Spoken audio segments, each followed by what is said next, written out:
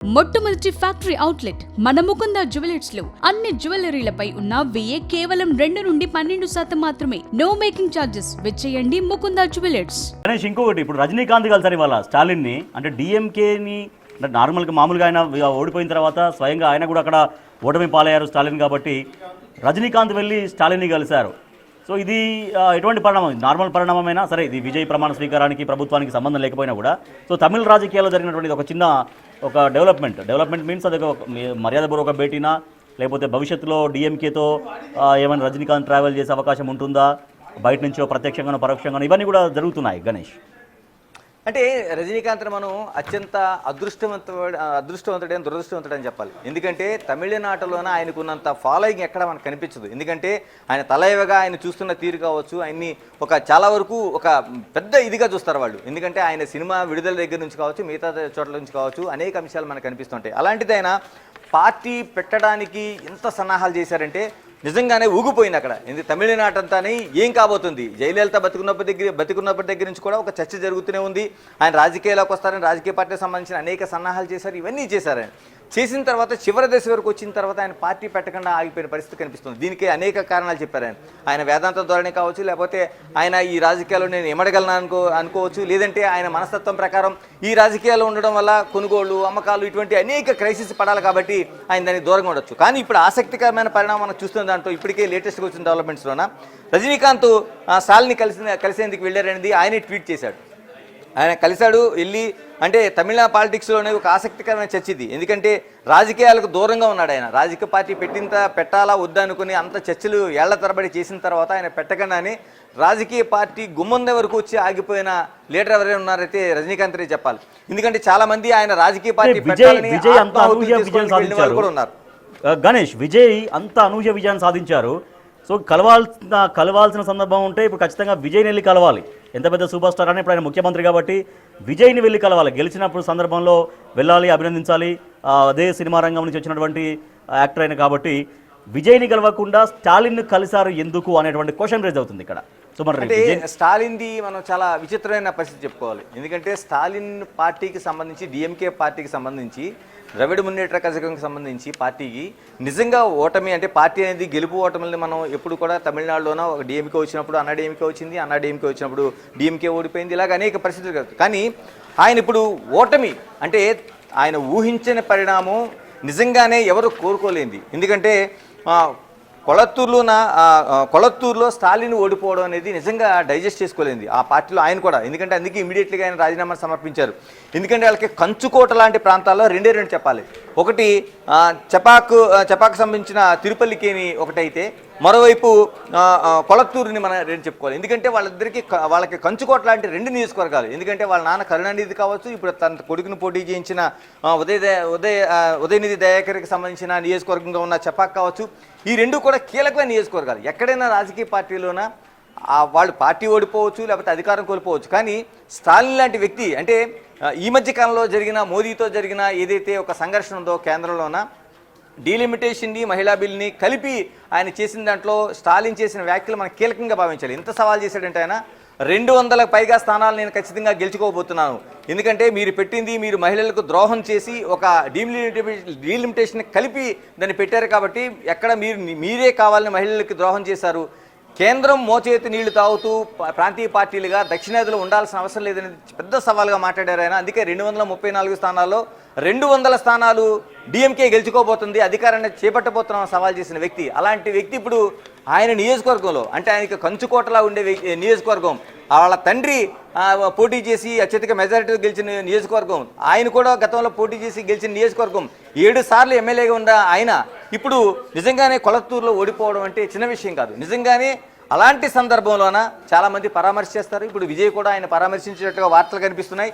అందుకని తమిళనాడులోన మనం చూడాల్సిందంటే రజనీకాంత్ మనస్తత్వాన్ని కావచ్చు, లేకపోతే మిగతా వాళ్ళని విజయ్ని కావచ్చు, రాజకీయాలు అనేవి రాజకీయ పార్టీలుగా వైరుధ్యాలు ఉండొచ్చు, సిద్ధాంతపరంగా ఉండొచ్చు, లేకపోతే వాళ్ళ అధికారం కోల్పోవడం ఉండొచ్చు. కానీ వ్యక్తులుగానో లేకపోతే మనుషులుగానో ఉండేటప్పుడు వాళ్ళంటే మనం మామూలుగా చూడాలి. రెండోది సినిమా ఫ్యామిలీ. మనం రజనీకాంత్కి అటు ఏదైతే స్టాలిన్ కుటుంబానికి మధ్య సంబంధాలు చూస్తున్నప్పుడు ఇప్పటిది కాదు, వాళ్ళ నాన్న దగ్గర నుంచి కూడా, కరుణానిధి దగ్గర నుంచి కూడా మంచి సంబంధాలు ఉన్న ఫ్యామిలీస్ అవన్నీ. అంటే రాజకీయాల్లో కక్షలు, అప్పటికప్పుడు తాత్కాలికంగా ఉన్న కుట్రలు ఇవన్నీ వేరే చూద్దాం, కానీ వాళ్ళతో మంచి సంబంధాలు ఉన్నది. కానీ ఇప్పుడు స్టాలిన్కి జరిగింది అతిపెద్ద అవమానంగా చూడాలి. ఆయన పార్టీ అధికారం కోల్పోవడమే కాదు, ఆయన నియోజకవర్గంలో 7 సార్లు ఎమ్మెల్యేగా చేసిన ఆయన ఈ రోజున ఓటమి పాలయ్యాడు. ఇది చాలా వెళ్ళారని మనం అనుకోవాలి. స్టాలిన్ పార్టీ ఓటమి చవి చూడడం సరే, గెలిపోవడం సర్వసాధారణం, ఓకే. స్వయంగా అక్కడ ఎమ్మెల్యేగా కూడా ఓడిపోయారు ఆయన. సో అంటే ఓడిపోయినటువంటి స్టాలిన్ని వెళ్ళి కలిసారు రజనీకాంత్ అనేది ఇప్పుడు అది చర్చ యాక్చువల్గా. సో అయితే మీరు అన్నట్టుగా ఇప్పుడు ఆల్రెడీ విజయ్ చాలా ఆనందంలో ఉంటాడు కాబట్టి విజయ్ని కలవడం కంటే విజయ్ని సపోర్ట్ చేయడం కంటే ఓడిపోయి కొంత కుంగుబాటులో ఉంటారు కాబట్టి ఆయన దగ్గరికి వెళ్ళి కలవడం అనేది కొంత వాళ్ళకి కొంత ఓదార్చినట్టుగా ఉంటుంది అనే ఆలోచన రజనీకాంత్ చేసి ఉంటాడనేటువంటి చర్చ కూడా ఉంది. అంతే కదా? అవును, ఖచ్చితంగా. ఎందుకంటే ఈ సమయంలోన విజయ్ ఎలాగా చాలామంది శుభాకాంక్షలు తెలియజేస్తున్నారు, చాలామంది ఆయన విజయాన్ని ఆహ్వానిస్తున్నారు. రేపు పొద్దున్న సీఎంగా అయిన తర్వాత కూడా ఆయన వెళ్ళి ప్రత్యక్షంగా ఆయన కలుస్తారు. ఇలాగ అన్నీ జరుగుతాయి. ఎందుకంటే మనం ఒక్క ముక్కగా చెప్పుకోవాలంటే విజయం ఎప్పుడు ఒంటరి కాదు. విజయం ఎప్పుడు ఉన్నప్పుడు కూడా ఒంటరిగా ఉండదు, పరాజయం మాత్రం ఒంటరిగా మిగిలిపోతుంది. అలాంటి సందర్భంలో ఎవరైతే కష్టకాలంలో ఉండేటప్పుడు కనిపించే వాళ్ళే వ్యక్తులుగా అనుకుంటారు. కాబట్టి రజనీకాంత్ మనస్తత్వం ప్రకారం అలాంటి ఆలోచన ఏదో ఉండొచ్చు. అందుకనే ఆయన ఇప్పుడు ఈ రోజున ట్వీట్ చేశారు, కలిసినట్టుగా బయటకు వచ్చారు.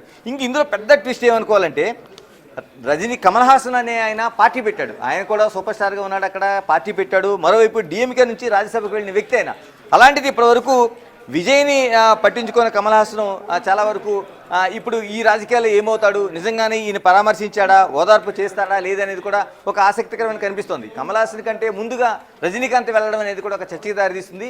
మీరన్నట్టుగా చాలామంది విజయోత్సవాలు ఉన్న విజయ్ని కలవకుండా స్టాలిన్ కలవడంలో కూడా ఒక ఆసక్తికరమైన చర్చ జరుగుతుంది. రాజకీయాల్లో ఇలాంటి చర్చలన్నింటికి కూడా చివరికి వచ్చేప్పటికి ఏమవుతుంది, ఇప్పుడు ఆయన ట్వీట్ చేశాడు కాబట్టి తెలిసింది, కానీ మూడో కంటికి తెలియకుండా వెళ్ళి వచ్చి ఉంటే ఈ చర్చ ఉండేది. గణేష్ మీరు అన్నట్టుగా రజనీకాంత్ అసలు పార్టీ ఇప్పుడు పెడుతున్నాను, రేపు పెడుతున్నాను, ఎల్లుండి పెడుతున్నాను రకరకాల జరిగాయి. నిజంగా అంత సినారియో అంతా కూడా బాగానే అంత ఫామ్ అయిపోయింది అప్పటికి. కానీ చివరి నిమిషంలో ఆయన ఎందుకో వెనుకడికి వేశారు. ఒకవేళ నిజంగా రజనీకాంత్ వచ్చి ఉంటే అప్పుడే ఈ అద్భుతం జరిగేదా అనేది, అంటే కావాలని తనకు తాను దూరం చేసుకున్నాడా, వచ్చేటువంటి అవకాశాన్ని, వచ్చేటువంటి ఈ ఛాన్స్ని తనకు తాను దూరం చేసుకున్నాడా అనేటువంటి ఫీలింగ్లో కూడా సరే రజనీకాంత్ అనుకుంటున్నాడా, కానీ రజనీకాంత్ని అభిమానించే వాళ్ళు మాత్రం ఖచ్చితంగా అనుకుంటూ ఉంటారు. సో రజనీకాంత్ లేడు కాబట్టి, రాజకీయాల్లోకి రాలేదు కాబట్టి ఆ స్పేస్ను ఎగ్జాక్ట్గా విజయ్ క్యాప్చర్ చేసుకోగలిగాడు. నిజంగా రజనీకాంత్ వచ్చుంటే ఇలా విజయ్ ముఖ్యమంత్రి అయ్యేవాడు కాదేమో అనేటువంటి చర్చ. అంటే రాజకీయాల్లోనే ఇవన్నీ ఊహాగానాలకు తప్పించి అవును మిగతా ప్రాక్టికల్గా ఉండేటప్పుడు ఎక్కడ కాదు. ఎందుకంటే మనం ఒక్కసారి ఆంధ్రప్రదేశ్ రాజకీయాలకు వస్తే జనసేనకు సంబంధించి, ప్రజారాజ్యానికి సంబంధించి ఇద్దరు చిరంజీవి, పవన్ కళ్యాణ్ అన్నదమ్ములు. కానీ 2009లో చిరంజీవి పార్టీ పెట్టేటప్పుడు ఒక అతిపెద్ద సమూహంగా, అంటే దాదాపుగా చిన్న విషయం కాదు, ఎక్కడ చూసినా కిక్కిరిసిపోయిన సభలు, తిరుపతిలో ప్రారంభ సభ దగ్గర నుంచి, రెండో సభగా పెట్టిన రాజమండ్రి సభ దగ్గర నుంచి విజయవాడ, ఇలాగా రాష్ట్ర వ్యాప్తంగా ఆ ఉమ్మడి రాష్ట్రంలో ఎక్కడ సభలు పెట్టినా సరే కిక్కిరిసిపోయిన జనం. ఎందుకంటే చిరంజీవికి ఉండే ఫ్యాన్ ఫాలోయింగ్ అంతా ఇంత కాదు. అలాంటి చిరంజీవి కేవలం 18-19 స్థానాలకే ఆయన పరిమితం అయిపోయాడు. కేవలం 16.4% ఓట్లకు మాత్రమే పరిమితం ఉండిపోయాడు. ఎందుకంటే ఆయన సీఎం అనుకున్నారు. ఇప్పుడు ఏదైతే విజయ్కి సంబంధించి సీఎం కాడు అని ఎలాంటి చర్చలు జరిగినాయో, ఆ రోజున సీఎం అవుతాడని చిరంజీవి పైన అలాంటి చర్చలు జరిగినాయి. కట్ చేస్తే మనం 2014 వద్దాం. 2014 సంబంధించి పవన్ కళ్యాణ్ పార్టీ పెట్టిన తర్వాత మిగతా పార్టీలతో కాకుండా ఒంటరిగా ఆయన సేమ్ విజయ్ చేసిన సాహసాన్ని చేశాడు ఆయన. కానీ ఎక్కడ ఆయన కూడా 2 నియోజకవర్గాలు పోటీ చేస్తే 2 నియోజకవర్గాలు కూడా ఓడిపోయిన పరిస్థితి పవన్ కళ్యాణ్ కనిపించింది.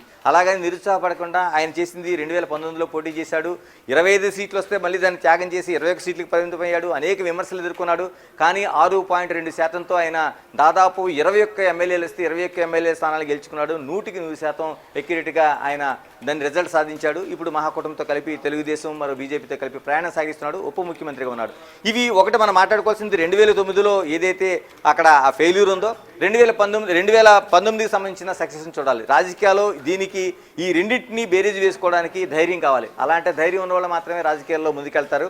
అలాంటి ధైర్యం చేయకపోతే, ఎందుకంటే చాలా వరకు రజనీకాంత్కి చిన్న చరిష్మ కథ అయింది. ఒక లెజెండరీ పర్సన్గా ప్రయాణం చేస్తున్నాడు. నిజంగానే ఆయన కోసం పిలిపిస్తే కొన్ని వందల మంది సభలకు హాజరవడానికి కాదు, ఆత్మాహుతి చేసుకోవడానికి కూడా వెనకాడరు. అంత పెద్ద ఫాలోయింగ్ ఉంటుంది. ఎందుకంటే ఆయన సినిమాలో ఉండే హీరోయిజం కావచ్చు, ఆయన వ్యక్తిగత జీవితం కావచ్చు, వ్యక్తిగతంగా ఆయన ప్రవర్తించే తీరు కావచ్చు, ఇలాగ అనేక అంశాలు మనకు ముడిపడి ఉంటాయి. అలాంటి రజనీకాంత్ రేపు పొద్దున ఫెయిల్ అయితే చాలా వరకు గొప్పగా ఉండే వ్యక్తులు ఏదైనా నిర్ణయం తీసుకునేటప్పుడు ఫెయిల్ అయితే ఏంటని ఆలోచిస్తారు. సక్సెస్ కోసం ఆలోచించే కంటే ఫెయిల్ అయితే ఏంటని ఆలోచించేటప్పుడు ఖచ్చితంగా వెనకడికి వేయాల్సిందే. నిజంగా రజనీకాంత్ ఆ రోజున పార్టీ పెడతారన్నప్పుడు అనేక తర్జన భర్జనలు చేశారు, అనేక మందితో సంప్రదింపులు చేశారు. అక్కడ వ్యాక్యూమ్ ఉందా లేదా ఇలాంటి ఆలోచన. గణేష్ అయితే ఇప్పుడు ఒక అద్భుతమైన విజయాన్ని సాధించారు విజయ్. సో తను నిజంగా సరే ఎవరైనా ఈ స్థాయి విజయాన్ని ఊహించే ప్రయాణం చేస్తారు. బట్ అది ఓకే, ఆయనకు కలిసి వచ్చింది, ఆయన చేసినటువంటి ప్రయత్నం ఫలించింది, ఫైన్. అయితే విజయ్కి ఆశించినంత స్థాయిలో గెలిచిన తర్వాత ఇప్పుడు నడిగర్ సంఘం నుంచి కావచ్చు, అక్కడ ఉన్నటువంటి సినిమా ఇండస్ట్రీ నుంచి అంత పెద్దగా రావట్లేదు, ఎవరో కొద్ది మంది మాత్రమే రియాక్ట్ అవుతున్నారు అనేటువంటి ఒక చర్చ నడుస్తోంది. ఇప్పుడు రజనీకాంత్ నుంచి మెసేజెస్ ఏమైనా వచ్చాయో లేదు నాకు ఐడియా లేదు. అంటే బాహటంగా వెళ్ళి కలవడం మాత్రం ఏం జరగలేదు రజనీకాంత్ కానీ కమల్ హాసన్ నుంచి కానీ, ఇదంతా ఏం జరగలేదు. నడిగర్ సంఘం నుంచి అంత పెద్దగా ఆశించినంత స్థాయిలో విషెస్ కానీ లేకపోతే ఒక స్పందన కానీ అనేది ఏం రావట్లేదు అనే ఒక చర్చ ఉంది. ఎగ్జాక్ట్లీ. ఎందుకంటే ఆయన ఆశించిన తీరులోనే చాలా వరకు నడిగర్ సంఘం నుంచి చాలా వరకు విజయ్కి చాలా స్పందన వస్తుందని ఆశించారు. కానీ మనం ఒక్కసారి ఎన్నికల ముందు ప్రచార సభలకు వెళ్దాం. ఎందుకంటే దాదాపుగా 2 ఏళ్ల క్రితం ఆయన పార్టీ పెట్టినప్పుడు కూడా నడిగర్ సంఘం ఆయన ఆహ్వానించింది, చాలా సభల్లో చెప్పింది, ఇలాగ అనేక చర్చలు జరిగినాయి. కానీ 2 ఏళ్ల తర్వాత ఆయన పార్టీ ప్రయాణాన్ని ప్రారంభించినప్పుడు చాలామంది ఊహాగానాలు చేశారు. ఎందుకంటే మిగతా పార్టీలతో కలుపుకుని వెళ్తారు. ఎందుకంటే డిఎంకే అన్నా డిఎంకే అనేవి అప్పటికి ఇంకా పొత్తుల రూపంలో ఎక్కడ బయటపడలేదు. ఇప్పుడు డిఎంకే కాంగ్రెస్తోనో లేకపోతే మిగతా పార్టీలతో కొన్ని వెళ్తుందని ఆలోచించలేదు. అన్నా డిఎంకే పార్టీ బీజేపీతో కలిసి ప్రయాణం చేస్తుందని అనుకోలేదు. ఇలాంటి ఏమీ లేనప్పుడు విజయ్ మాత్రమే మిగతా వాళ్ళతో కలిసి ప్రయాణం చేస్తాడని ఒక ఆలోచన అయితే చేశారు. అందులో ప్రధానంగా నడిగర్ సంఘం అనేది ఆయనకి కీలకంగా చాలా క్షేత్రస్థాయిలో మద్దతు తెలియజేసినట్లుగా అనేక వార్తలు వచ్చినాయి. కానీ ఆయన పార్టీ ప్రారంభించిన తర్వాత, తన ప్రచారాన్ని ప్రారంభించిన తర్వాత ఆయన ఎంచుకున్న అస్త్రాలు ఏవైతే ఉన్నాయో అటు అన్నా డిఎంకే కావచ్చు, డిఎంకే కావచ్చు, పూర్తి క్వైట్ ఆపోజిట్లో. ఎందుకంటే ఆయన ప్రచారం శైలి ఆ విధంగానే సాగింది, ఆయన ఇచ్చిన హామీలు ఆ విధంగానే వెళ్ళాయి, ఆయన విమర్శలు కూడా అదే రూపంలో వెళ్ళాయి. ఎందుకంటే ఆయన కేవలం జంజీ నుంచి ఒక మధ్యస్థంగా ఉండే వయసు వారిని టార్గెట్ చేసుకుని వెళ్ళినట్టుగా మనకు కనిపిస్తుంది. ఎందుకంటే గతంలో వచ్చిన సర్వేలు కావచ్చు, ఇవన్నీ కూడా దాదాపుగా 18 నుంచి 37 సంవత్సరాల వాళ్ళని ఖచ్చితంగా విజయ్ టార్గెట్ చేశాడు. వాళ్లే ఓటు బ్యాంక్ కాబోతున్నారు, వాళ్లే జయాపజయాల కారణం కాబోతున్నారని ఏదైతే విశ్లేషణలు వచ్చాయో విజయ్ గురి చూసి కుట్టినట్టుగా కనిపిస్తుంది. ఇందులో భాగంగానే ఆయన ఎక్కడ కూడా అటు నడిగర్ సంఘాన్ని కావచ్చు, లేకపోతే మిగతా కుల సంఘాలు కావచ్చు, లేకపోతే మేజర్ పార్టీలు ఉన్న సంఘాలు కావచ్చు, రాజకీయ పక్షాలను కావచ్చు, లేకపోతే మిగతా అనేక మంది మేధావులు కావచ్చు, ఎవరిని సంప్రదించలేదు. కేవలం ఆయన తనకు తానుగా నమ్ముకునే మాత్రం ప్రయాణం చేశాడు. ఆయన ఆ ప్రయాణంలో ఉన్న అన్ని నియోజకవర్గాల్లో 234 స్థానాల్లో కూడా ఆయన తన ప్రయాణాన్ని ప్రారంభించి ముందుకెళ్తున్నట్టుగా మనకు కనిపిస్తుంది. అదే విజయాన్ని అంటే 230 స్థానాల్లో ప్రయాణం చేస్తే ఆయన 108 స్థానాలను గెలుచుకున్నాడు. ఇప్పుడు ఆరోపణలు జరిగింది. అందుకనే నడిగర్ సంఘానికి సంబంధించింది ఇప్పుడు వాళ్ళు ఆ ముందు నుంచి కూడా ఆయన ఆ తెగదింపులు చేసుకుని ప్రయాణం చేశాడు కాబట్టి ఆయన ఎక్కడ పట్టించుకోలేదు. కాబట్టి వాళ్ళు కూడా ఇప్పటి వరకు దాన్ని ఎక్కడ బయటికి రాలేదు. ఇప్పుడు మనం అనుకున్నట్టు సీఎంగా ప్రమాణం చేసినప్పుడు కూడా చాలా మార్పులు జరగచ్చు. రేపే కొద్ది గంటల్లోనే మనం చూడబోతున్నాం. కాబట్టి మిగతా ఒకసారి వన్స్ సీఎం అయిన తర్వాత మనం చూస్తాం చాలా వరకు ఎక్కడ సంబంధం లేని వాళ్ళు రాగలుగుతారు, లేకపోతే మిగతా వాళ్ళు శుభాకాంక్షలు తెలియజేయగలుగుతారు. చాలా ఫ్యాక్టర్స్ అన్ని మారుతూ ఉంటాయి. అలాంటి ఫ్యాక్టర్స్ అన్ని కూడా ఇప్పుడు విజయ్కి కలిసి రావచ్చు. నడిగర్ సంఘం కూడా ముందుకు వచ్చి ఆయనతో కలిసి ప్రయాణించారు. ఇంకొకటి గణేష్, ప్రమాణ స్వీకారం విషయానికి వస్తే 1+20 విజయ్ ముఖ్యమంత్రిగా 20 మంది మంత్రులుగా ప్రమాణ స్వీకారం చేయబోతున్నారు. విజయ్కి ఇంతవరకు పరిపాలన అనుభవం లేదు. ఆయన స్ట్రైట్గా స్క్రీన్ నుంచి సీఎం సీట్లోకి వస్తున్నారు. ఓకే, సో మిగిలిన మంత్రులుగా ప్రమాణ స్వీకారం చేయబోయే వాళ్ళ అనుభవం కూడా ఎట్లా ఉండే అవకాశం ఉంది? అంటే విజయ్ పార్టీలో ఎమ్మెల్యేలుగా గెలిచిన వాళ్ళు అందరూ కొత్త వాళ్ళు ఎక్కువగా ఉన్నారా, మిక్స్డ్గా ఉన్నారా, పాత గతంలో ఎమ్మెల్యేలుగా పనిచేసిన వాళ్ళు ఉన్నారా, రాజకీయ అనుభవం ఉన్న వాళ్ళు ఉన్నారా, ఏమైనా మంత్రి పదవులు చేసిన వాళ్ళు ఉన్నారా, అటువంటి వాళ్ళని పిక్ చేసుకునే అవకాశం ఉంటుందా? ఇప్పటికే చాలా, ఎందుకంటే ఆయన పార్టీలో దాదాపు 234 స్థానాల్లో పోటీ చేస్తే అందులోన అన్ని పార్టీలు ఉండాలని చెప్పాలి. ఎందుకంటే డిఎంకే నుంచి కాకలు తీరిన యోధుల్ని పెట్టుకున్నాడు ఆయన, తర్వాత అన్నా డిఎంకే నుంచి పెట్టుకున్నాడు, తర్వాత ఏదైతే మనం ముందుగా ప్రస్తావించిన పిఎంకే పార్టీ నుంచి కొందరు వచ్చిన వాళ్ళు ఉన్నారు, తర్వాత ఇలాగ అనేక పార్టీల నుంచి ఆయన పెట్టుకున్నాడు. ఎందుకంటే ఇప్పుడు వ్యూహకర్తలుగా ఉన్న వాళ్ళు కూడా డిఎంకే నుంచి వచ్చిన వాళ్ళు ఉన్నారు, అన్నా డిఎంకే నుంచి వచ్చిన వాళ్ళు ఉన్నారు. అందుకనే పాత అనుభవాన్ని కూడా తీసుకున్నాడు. మెజారిటీ సంఖ్యలో ఆయన మహిళలకి సీట్లు ఇచ్చాడు, తర్వాత యువకులకు ఇచ్చాడు.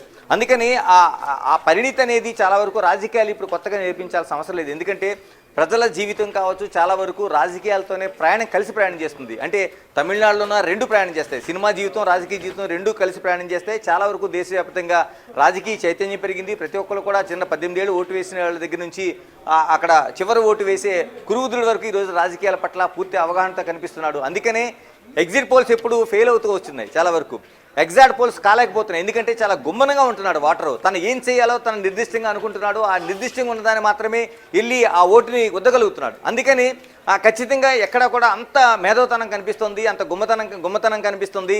దాంతోపాటు ఆ రాజకీయ పరిణితి కనిపిస్తుంది. అందుకని ఇప్పుడు గెలిచిన వాళ్ళు ఎవరైతే ఉన్నారో 234 మందిలో చాలామంది కొత్త వాళ్ళు కావచ్చు, వాళ్ళంతా కూడా ఎక్కడ కూడా తీసిపోరు రాజకీయాల్లోన. ఇప్పుడు మన లోక్సభలో మొట్టమొదటిసారి అడుగుపెట్టిన వాళ్ళు కావచ్చు, అసెంబ్లీలో మొట్టమొదటిసారి అడుగుపెట్టిన వాళ్ళు కావచ్చు, వాళ్ళ స్పీచెస్ కావచ్చు, వాళ్ళు మాట్లాడుతున్న తీరు కావచ్చు, వాళ్ళు పిన్ పాయింట్ చేస్తున్న విషయాలు కావచ్చు, మనకు ఆశ్చర్యం కలిగిస్తుంది. ఎందుకంటే దీనికి పెద్దగా అనుభవం అక్కర్లేదు. ఇప్పుడు విజయ్ పార్టీకి కూడా ఇదే అనుకోవాలి. మనం ఒక్కసారి 80 దశకానికి వెళ్తే ఎన్టీఆర్ పార్టీలో కూడా మీరున్న చర్చ జరిగింది. కొత్త వాళ్ళందరినీ తీసుకొచ్చారు. ఎన్టీఆర్ తప్ప, నాదెండ్ల భాస్కరరావు తప్ప ఎవరు లేరు, అందరూ కొత్త వాళ్ళే. అంటే ఎన్టీఆర్ ఒకసారి ఆ రథం నుంచి, చైతన్య రథం నుంచి తీసుకొచ్చి ఈయన పలానా గణేష్ అంటే ఎస్ అనుకునే పరిస్థితి. అలాంటి వాళ్ళందరూ కూడా మంత్రులు చేశారు, పరిణితి చెందిన నాయకులుగా ఉన్నారు. ఈరోజు కాకలు తీరిన యోధులుగా కనిపిస్తున్నారు రాజకీయ నాయకులుగా. అందుకని విజయ పార్టీలో కూడా అలాంటి అవకాశాలు కనిపిస్తాయి. ఎక్కడ అనుమానపడాల్సిన అవసరం